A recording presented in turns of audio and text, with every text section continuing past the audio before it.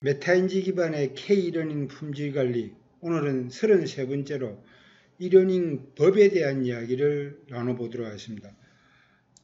무릇 법이란 국가의 통치 전략 및 존립 근거가 되는 거로 법을 통한 통치, 일명 법치라고 하면서 사회가 다양한 이해관계의 네트워크로 구성되어 있어 갈등이 막 생길 때 법으로 조정하고 화해하고 갈등을 해결하는 차원에서 역사 이래로 법이 마지막 통치로 딱 정의 내려져서 법으로 해결하는 그런 민주주의 역사를 통해서 이게 국권이 자리를 잡아왔습니다.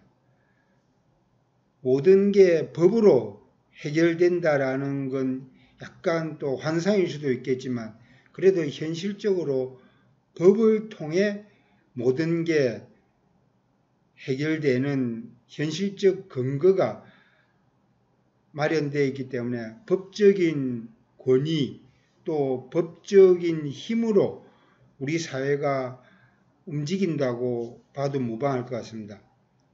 대신 이제 이러닝 쪽에서는 왜 법이 중요한가?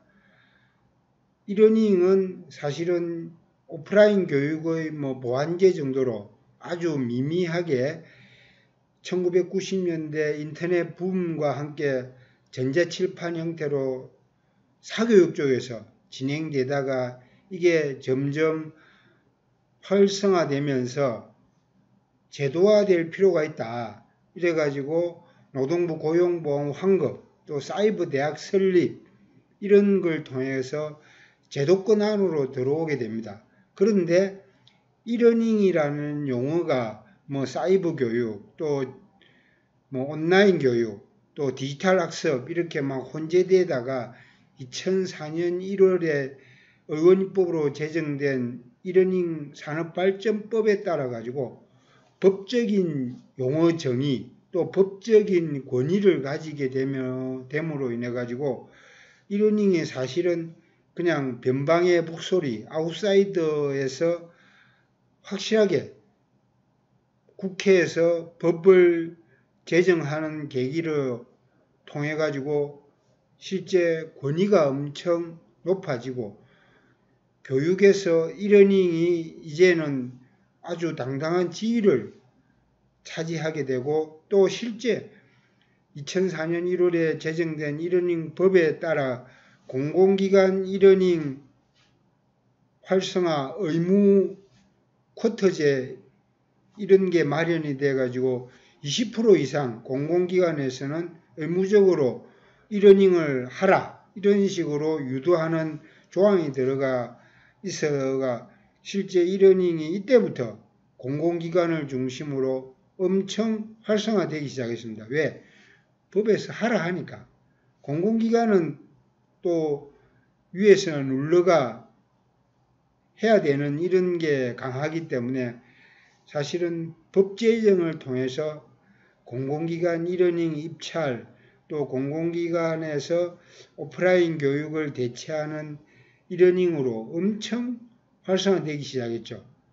저는 이상희 회장 특히 그 당시에 국회의원 신분으로 이러닝 법 제정하는 걸 처음부터 끝까지 다 봤기 때문에 그 내용을 낱낱이 다 살펴보면서 법으로 이러닝이 정해지는 과정 또 법의 힘이 얼마나 강한지 이러닝이 사실은 교육부나 정통부 이런 데 만나보면 상대도 안 해줬는데 법을 만드는 과정에서 또 법을 제정하는데 부처간 알력 또 이해충돌 이런 게 있어가지고 막 옥신각신하고 그랬는데 법을 통해서 이 지위가 높아져가 그 다음에는 정부 부처에서 저희 이러닝 연합회를 막 서로 챙기려고 하는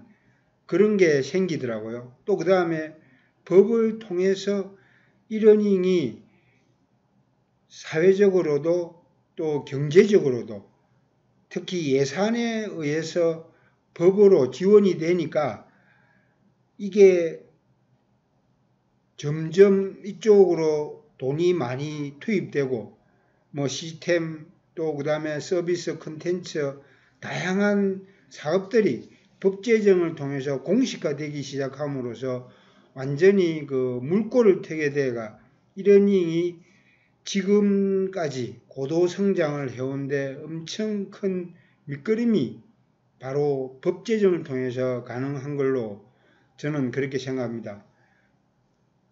그동안 이러닝이 그 법 제정 이후에 또 활성화되다가 또 사실은 그냥 뭐 클릭 이벤트로 좀 조용히 존재감을 좀 잃어가다가 2020년 또 코로나 감염 사태를 계기로 완전히 비대면 사회가 옴으로 인해가 또 다른 계기를 맞게 되죠. 그래서 몇 번의 그 성장 모멘텀이 법 제정을 통한 부분, 또 그 다음에 뭐 EBS 수능, 또 사이버 대학, 또 무크 이런 걸 통해서 계속 그 활성화되다가 또 어느 순간 그냥 존재감을 약간 잃었다가 코로나 이후에 비대면 사회가 도입됨에 따라 실제 온라인으로밖에 공부할 수 없는 상황이 되어버리니까 완전히 또 달라진 세상을 접하면서 이러닝이 또 엄청 활성화되기도 합니다. 이런 배경으로 법이 있었기 때문에 저는 가능했고 저희 유령연합회 이상희 회장님이 의원입법으로 제정한 이러닝 산업발전법을 계기로 사실은 국회에서 여러 가지 논의가 이루어지고 국회에서 세미나도 막 하게 됨으로써 이러닝이 완전히 이제 지위가 엄청 높아지게 됐죠. 국회에 뭐 제가 가볼 일이 뭐 있겠습니까? 근데 법 제정하는 걸 통해서 국회에 뭐 소위에도 참여해보고 또 법사위에도 가보고 또 실제 본회의 통과되는 그날 국회에서 이 짜릿한 통과의 그 감동 세레머니를 직접 우리 이상희 회장님하고 그 당시에 이 법 통과의 전 과정에 대한 그 감회를 새롭게 했던 기억이 짠한데요. 하여튼 저는 이러닝 법은 우리 20년 이러닝 법 제정 이후 역사를 통해서 그간의 많은 변화 발전의 모티브가 된다고 저는 그렇게 믿고 있습니다. 그 당시에는 별로 몰랐는데 지나고 보니까 그 가치가 더욱 소중한 것 같고 또 더 크게 보이고 앞으로 또 이러닝 법 제정 20주년을 계기로 더욱 새로운 성장 모멘텀을 잡아나가야겠다는 생각이 확 들더라고요. 특히 이제 이러닝 법적 용어 정의를 살펴보면 처음 법 제정할 때 이러닝은 전자적 수단, 정보통신, 방송 기술을 활용한 학습이다. 이렇게 딱 간결하게 핵심만 딱 담아가 정의를 했는데 이것 자체도 이러닝 법 제정 통과할 때 그 소위에서 논의하는 과정에 이러닝이 무슨 난닝구냐? 경상도 출신 국회의원이 그렇게 비아냥거리기도 했는데 하여튼 우리 이상희 회장님께서 그 당시에 모든 논란을 뚫고 무조건 이러닝이라고 해야 된다. 이렇게 강하게 우기셔가지고 결국에는 이러닝은 전자적 수단, 정보통신, 방송기술을 활용한 학습이다. 라고 딱 정의가 됐죠. 그러다가 이제 좀 더 시간이 흐르면서 더 에듀테크 용어라는 말도 넣자 이래가지고 개정을 통해서 또 인공지능, 가상현실 등을 활용한 학습까지도 확장이 돼가지고 용어가 좀 더 폭이 넓어지기도 했죠. 그런데 사실은 따져보면 전자적 수단 안에 이게 다 들어가 있어요. 인공지능, 가상현실, 뭐 빅데이터 이런 것까지. 디지털 개념이 바로 전자적 수단 아닙니까? 그죠? 처음에 이러닝으로 외래어로 하자니까 막 반대가 하도 심해가 그럼 한글도 병기하자 이래가지고 이러닝 갈로 열고 전자적 학습 이렇게 돼 있어요. 그래서 처음에 전자적 수단이라는 말이 들어갈 때부터 여러 가지 디지털 의미가 여기에 가미되어 있죠. 그래서 나중에 법 개정되면서 뭐 인공지능, 가상현실 등도 넣자 이래가 뭐 용어가 좀 길어지긴 했는데 내용적으로는 전자적 수단 안에 다 들어가죠. 근데 전자적 수단이 워낙 포괄적이니까 일부러 인공지능 또 가상현실 등을 따로 넣어야 개념이 좀 더 구체적으로 사람들 손에 잡힐 수 있다. 이런 의미에서 용어가 이제 좀 확장이 되긴 했는데 핵심은 처음 제정될 때 이러닝은 전자적 수단, 정보통신, 방송기술을 활용한 학습 이게 가장 본질적인 것 같아요. 그래서 진화 과정을 거치면서 앞으로도 또 여러 가지 변화할 수 있겠죠. 대신에 이제 우리 이상희 회장님께서 그 당시에도 이야기하셨지만 이러닝 법은 생명체다. 그 말이 참 지나고 나서 보니까 멋진 것 같아요. 이게 계속 아기처럼 처음에 출산을 해가 양육 과정을 거치고 또 성인이 되고 또 나중에 장년이 되고 이렇게 점점 성장, 발전한다라는 말로 이러닝 법은 생명체다. 이 말이 저는 참 가슴에 크게 와닿는데 바로 그건 같아요. 이렇게 용어 자체도 계속 진화 발전하는 거 보니까 그 말이 우리 이상희 회장님이 참 해안을 가지고 해주신 것 같아. 그래서 너무 처음에 법 제정할 때 많은 걸 담으려고 하지 말고 우선 모법을 만드는데 주안점을 두자. 이렇게 해가 밀어붙여가 지금까지 왔는데 지나고 나서 보니까 참 멋진 것 같아요.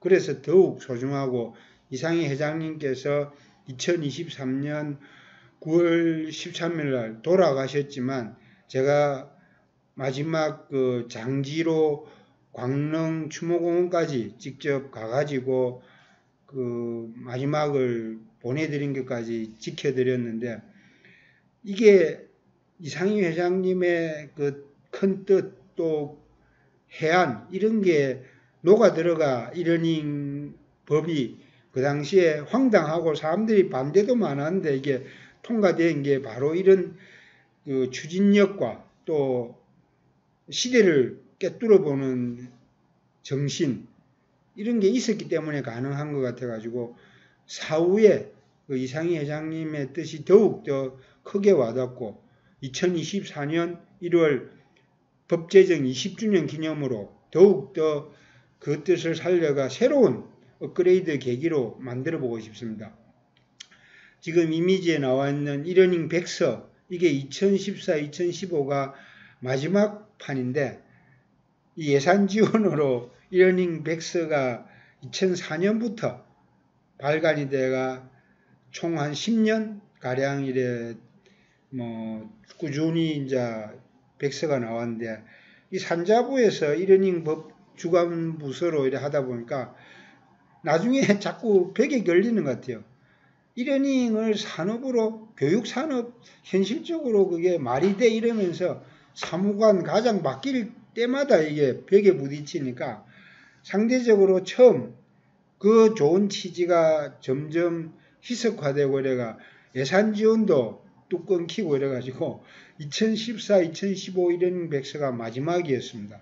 그래서 저는 내년 2024년 1월 법제정 20주년을 기념으로 이러닝 백서를 새로 한번 발간해가 법제정 20년을 뒤돌아보고 그간의 발전 해온 과정을 한번 되짚어보고 새로운 비전을 한번 담아보는 걸로 이러닝 컨텐츠 서비스 솔루션 에듀테크 또 그 다음에 여러 가지 그 정책이나 또 무커 사이버 대학 고용보험 환급으로 인한 기업 이러닝 등도 한번 20년 만에 새롭게 한번 재평가해보고 또 새로운 활로를 찾아보는 그런 걸 법제정 20주년 기념으로 해보려고 합니다. 특히 코로나를 계기로 비대면 사회의 교육 리더십을 확보하게 된 결정적인 계기가 2020년 3월 학교 등교를 못하는 상황이 되어버리니까 초중고 대학 완전히 100% 온라인으로 교육을 하는 그런 전대미문의 시기를 또 맞아보기도 하면서 이제 이러닝이 오프라인 교육 보완제에서 대체제로 업그레이드 되는 계기가 만들어졌었고, 물론 코로나가 이제 좀 깔아앉고 2023년 봄 이후에 다시 온라인이 약간 또 뭐 오프라인에 밀리는 경험도 이래 해보기는 합니다만, 저는 언제 다시 또 코로나 같은 전염병 창궐하는 시기가 또 올 거라는 생각을 하고 있고, 또 재난 사회는 기후위기, 뭐 오염 이런 걸로 재난은 언제든지 또 다가올 수 있기 때문에 이런 위기 상황에 오프라인을 대체하는 온라인 교육, 이러닝은 반드시 필요할 것 같아요. 그래서 이런 코로나를 계기로 또 이러닝 법 제정을 계기로 해가 이제는 이러닝이 완전히 우리 사회의 교육의 중요한 한 축으로 자리를 잡아가지고 비대면 교육의 리더십, 비대면 교육의 성공하는 습관, 이기는 습관, 이런 것들을 반드시 좀 만들어 놔야 될 것 같아요. 보도 셰프의 이기는 습관이라는 책처럼 우리도 이제 온라인 교육이 이 사회의 주류로, 이 사회의 오프라인 교육 대체제로 완전히 좀 뿌리를 내릴 수 있도록 확실한 모멘텀을 이러닝 법 제정 20주년을 계기로 코로나까지 겪고 난 이후에 새로운 우리가 계기로 만들어서 2024년을 계기로 저는 K-이러닝으로 새롭게 좀 거듭나는 장을 만들어 갔으면 합니다. 특히 우리 사회가 따로 똑같이 배우고 익히는 이 학습 전략으로 좀 생활 속에 스며들게 하는 게 필요하지 않나. 왜? 굳이 이제는 오프라인에 다 모여서 함께하는 뭐 예전같이 찢고 뽑고 하는 그런 걸 뭐 굳이 해야 돼, 이런 게 코로나를 계기로 많이 확산이 되어 있기 때문에 평소에는 따로따로 혼자서 온라인 교육으로 개별 학습하고 필요할 때 오프라인으로 잠깐 모여서 함께 또 같이 상호작용하면서 집중적으로 배운 걸 토론하고 또 실천해보고 이런 계기로, 그래서 따로 똑같이 배우고 익히는 이 학습 전략으로 저는 그런 걸 만들어가는 게 어떨까 싶습니다. 그래서 그게 K-MOOC가 2012년도부터 정부의 재정 지원으로 현재 연간 100억 이상 투입대가 만들어지고 있는데, K-MOOC처럼 K-이러닝으로 따로 똑같이 배우고 익히는 교육 철학으로 K-이러닝의 새로운 가치를 바탕으로 업그레이드하는 계기가 좀 만들어져야 한다. 그게 저는 2024년 이러닝 법 제정 20주년 기념으로 꼭 필요하다라고 강조드리고 싶습니다. 그래서 따로 똑같이 배우는 걸 좀 더 현실적으로 확산시켜 나가는데, 한국에는 22개 사이버 대학이 있다는 거 여러분은 아십니까? 2001년 평생교육법으로 제정된 그 온라인 교육을 대학에 확산시키기 위해서 김대중 정부 때 사이버 대학을 처음 2001년 오픈해가지고 지금 현재 22개 사이버 대학이 만들어져가 있는데, 저는 무크가 완전히 미국에서 시작돼가 한국에 수입된 거라면 우리는 22개 사이버 대학이 만들어져가 글로벌 교육 확산의 전기가 이미 가능한 토대가 지금 차곡차곡 만들어져 있습니다. 대신에 무크라는 미국을 중심으로 하는 그런 새로운 교육 화두 때문에 무크가 정말 대중적 확산을 통해서 사이버 대학도 주목을 받게 됐지만 실제로는 2001년부터 준비된 22개 사이버 대학이 있기 때문에 또한 EBS 수능 방송 또 고용보험 환급제로 만들어진 기업 이러닝이 있기 때문에 저는 우리는 이런 튼튼한 토양이 있어가지고 무크를 계기로 전 세계에 확산시킬 수 있는 전기가 마련됐다면 우리 내재적 역량으로 22개 사이버 대학과 EBS 수능 방송의 노하우, 초중고가 다 한꺼번에 온라인으로 할 수 있는 코로나 때 경험해봤지 않습니까? 이런 걸 통해서 전 지구적 교육 소통 전략으로 저는 키워나갈 수 있으리라 믿습니다. 22개 사이버 대학 지금 모집 공고가 광고로 나와 있는 걸 일부러 캡처가 넣어 있는데요.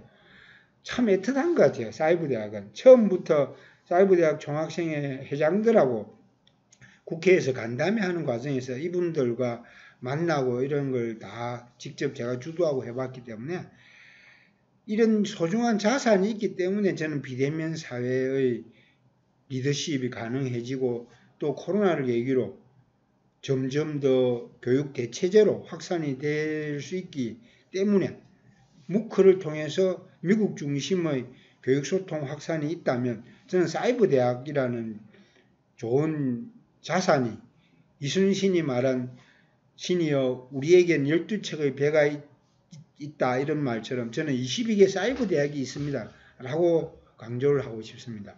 그래서 새롭게 이러닝의 전기를 좀 확산시키는 차원에서 저는 유러닝 연합회가 2023년 K-러닝 대상 시상을 마련해가 올해 하반기 제38 이러닝 매치포인트 세미나 때 컨텐츠 서비스 인재 부문에 시상을 할 건데요.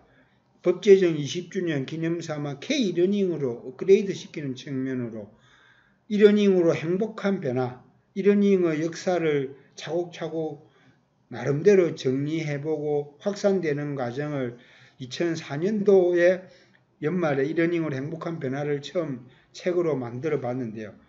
이제는 20주년 기념으로 이러닝 백스를 통해서 새로운 K-러닝으로 업그레이드하는 계기를 만들어 보고자 합니다. 제1러닝 연합회가 2023년부터 딥러닝이라고 인공지능의 기계적 학습을 의미하는 딥러닝뿐만 아니라 기존의 교수학습법과 차별화된 디프런트, 교육 DNA의 본질을 공유하는 이센셜, 감성에 공감하는 엠퍼시, 심오한 거무을 의미하는 프로파운드, 이 영어 단어의 첫 글자를 딴 DEP, 딥러닝으로 새롭게 AI로 인한 대변혁의 시대에 화두를 심오한 내면의 무엇을 담아내는 딥러닝으로 또 생각에 관한 생각, 메타인지를 기반으로 이러닝 질관리를 하는 계기로 특히 2024년 이러닝 법제정 20주년을 기념해서 지속 가능한 성장을 계속해서 해나갈 수 있도록 업그레이드 시켜보도록 하겠습니다. 화이팅!